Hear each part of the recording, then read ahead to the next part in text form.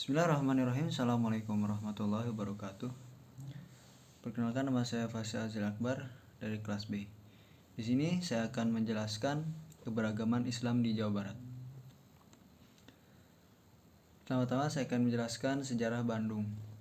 Sebelum Kabupaten Bandung berdiri, daerah Bandung dikenal dengan sebutan Tatar Ukur. Menurut naskah Sajarah Bandung, sebelum Kabupaten Bandung berdiri, Tata Ukur adalah termasuk daerah Kerajaan Timbanganten dengan ibu kota Tegaluar.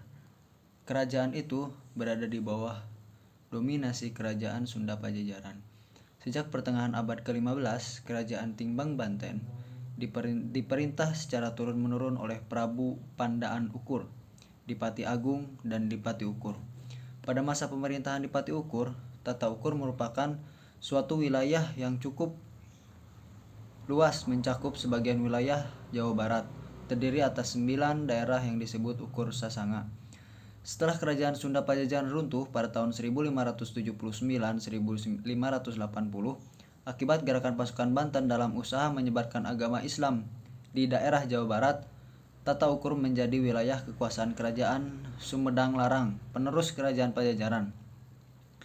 Kerajaan Sumedang Larang didirikan dan diperintah pertama kali oleh Prabu Geusun Ulun pada tahun 1580 sampai 1608 dengan ibu kota di Kutamaya, suatu tempat yang terletak sebelah barat kota Sumedang sekarang. Wilayah kekuasaan kerajaan itu meliputi daerah yang kemudian disebut Priangan, kecuali daerah Galuh sekarang bernama Ciamis. Kota Bandung merupakan kota metropolitan terbesar di Jawa Barat, sekaligus menjadi ibu kota provinsi tersebut. Kota ini terletak 140 km sebelah tenggara Jakarta dan merupakan kota terbesar ketiga di Indonesia setelah Jakarta dan menurut jumlah padatnya penduduk. Sedangkan wilayah Bandung Raya merupakan metropolitan terbesar ketiga di Indonesia setelah Jabodetabek. Kemudian saya akan menjelaskan budaya Sunda. Budaya Sunda dikenal dengan budaya yang sangat menjunjung tinggi sopan santun. Pada umumnya, karakter masyarakat Sunda ramah tamah atau someah, murah senyum, lemah lembut, dan sangat menghormati orang tua. Itulah cermin budaya dan kultur masyarakat Sunda. Di dalam bahasa Sunda diajarkan bagaimana menggunakan bahasa halus untuk orang tua. Kebudayaan Sunda juga memiliki ciri-ciri khas tertentu yang membedakan dari kebudayaan-kebudayaan lain. Secara umum, masyarakat Jawa Barat atau Tatar Sunda dikenal sebagai masyarakat yang lembut, religius, dan sangat spiritual. Kecenderungan ini tampak sebagaimana dalam pameo silih asih, silih asah, dan silih asuh.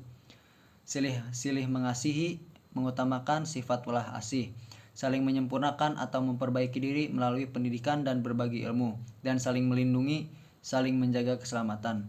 Selain itu, Sunda juga memiliki sejumlah nilai-nilai lain seperti kesopanan, rendah hati terhadap sesama, hormat kepada yang lebih tua, dan menyayangi kepada yang lebih kecil.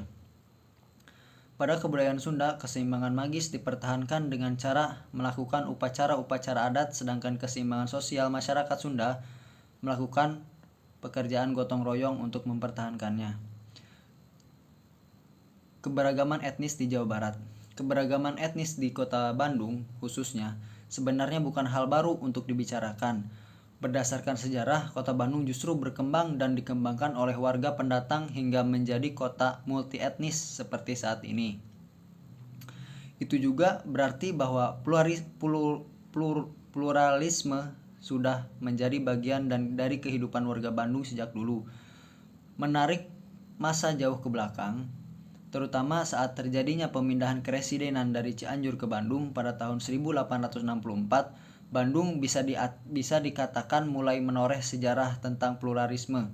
Perpindahan tersebut bahkan seringkali dikaitkan dengan candaan dan ramalan mengenai tanda-tanda zaman yang berbunyi Bandung heurin katangtung, Cianjur katalanjuran, Sukabumi tinggal resmi, Sumedang ngarangrang, Sukapura ngadaun ngorah, Galunggung gadek tumenggung, Garut jadi pangirut. Sebagai ramalan besar kecilnya hal tersebut memang terbukti benar jika Bandung mengalami perkembangan yang sangat pesat dibanding kota-kota di wilayah Priangan. Perkembangan tersebut menyebabkan Bandung menjadi kota yang padat, seolah berdesak-desakan atau heurin katungtung. Sementara Cianjur terbukti sejak lama hanya menjadi kota lintasan, bahkan kini semakin sepi setelah dibukanya jalur tol Cipularang. Sukabumi sendiri telah diramalkan hanya tinggal nama, terlebih setelah berpindahnya ibu kota ke wilayah Pelabuhan Ratu. Kemudian Sumedang diramalkan menjadi kota merangras, seperti halnya daun kering yang sudah tua, maka Rangras di sini bisa diartikan sebagai kota pensiunan yang banyak dimukimi atau diminati oleh penduduk golongan usia tua. Sukapura yang terdiri dari wilayah Periangan Timur, termasuk Tasik, Ciamis, dan Garut, akan muncul sebagai kota baru dengan kemajuan di bidang ekonomi.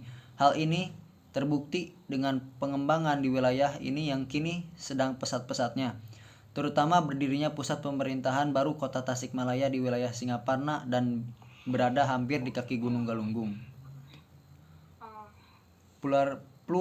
Terlepasnya dari Lalu apa hubungannya ramalan di atas dengan keberagaman etnis di Kota Bandung? Terlepas dari benar atau tidaknya ramalan di atas, Kota Bandung memang telah diprediksi sebagai kota yang menarik banyak perhatian. Dengan kata lain, migrasi besar-besaran akan terjadi di wilayah ini. Hal tersebut memang terbukti dengan banyaknya penduduk dari kota sekitar seperti Garut, Ciamis, dan seterusnya. Bukan hanya itu, migrasi antar provinsi pun berbondong-bondong datang untuk menempati wilayah Bandung. Sebagian besar kemudian bermukim berdasarkan asal-usulnya di suatu wilayah. Kelak pemukiman kaum migran tersebut menjadi nama wilayah Bandung seperti Babakan Taronggong, Babakan Ciamis, Babakan Surabaya, dan seterusnya. Pluralisme di Bandung tak berhenti sampai di situ. Pemisah kelas oleh bangsa Belanda di era berikut turut mewarnai keberagaman etnis di Kota Bandung. Etnis asing pertama di Kota Bandung adalah orang-orang Arab, menyusul etnis orang Tionghoa yang bermigrasi secara besar-besaran dari Batavia dan sekitarnya setelah Gubernur Jenderal menghapus larangan etnis Tionghoa untuk memasuki Bandung.